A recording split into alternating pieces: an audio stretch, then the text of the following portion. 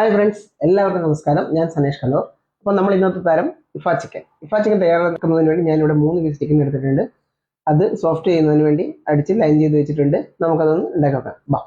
മസാല ഉണ്ടാക്കിയെടുക്കാം.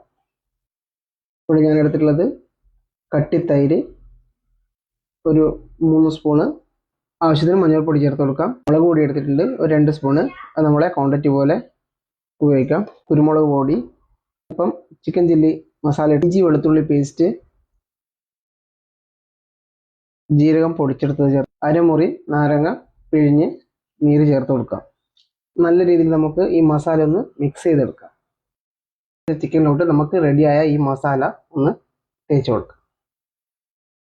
മസാല തേച്ചെടുത്ത ചിക്കൻ നമുക്കൊരു 3 മണിക്കൂർ റെസ്റ്റ് ചെയ്യുന്നതിന് വേണ്ടി ഫ്രിഡ്ജിൽ വയ്ക്കാം. ക്രീമി ചീസി ആയിട്ടുള്ള മയോണൈസ് തയ്യാറാക്കുന്നതിന് വേണ്ടി ഞാൻ ഇവിടെ 2 എഗ് വൈറ്റ് എടുത്തിട്ടുണ്ട്.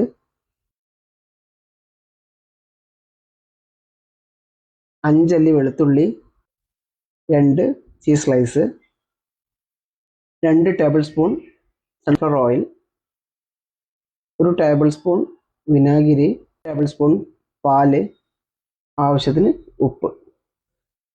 സ്മൂത്തായ മയോണൈസ് അടിച്ചെടുക്കാം. ഒന്ന് തുറന്നു നോക്കാം. നല്ല ചീസി സോഫ്റ്റ് ആയിട്ടുള്ള മയോണൈസ് ഇവിടെ റെഡി ആയിട്ടുണ്ട്.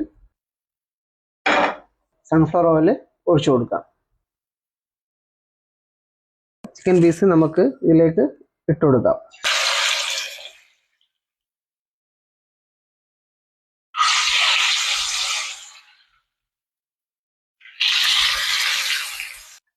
അടച്ചു വെച്ച് ലോ ഫ്ലെയിമിൽ കുക്ക് ചെയ്തെടുക്കാം. ഒന്ന് തുറന്ന് നോക്കാം.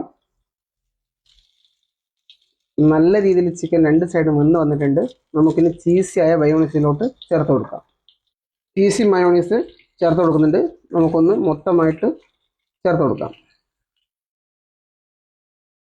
ലോ ഫ്ലെയിമിൽ ഒരു 5 മിനിറ്റ് നമുക്കിത് കുക്ക് ചെയ്തെടുക്കാം. ഇഫ ചിക്കൻ ഒന്ന് ടേസ്റ്റ് ചെയ്ത് കൊടുക്കാം. നല്ല കറക്റ്റായി വെന്ത് വന്നിട്ടുണ്ട്. അടിപൊളി, വിചാരിച്ചതന്നെ സൂപ്പർ.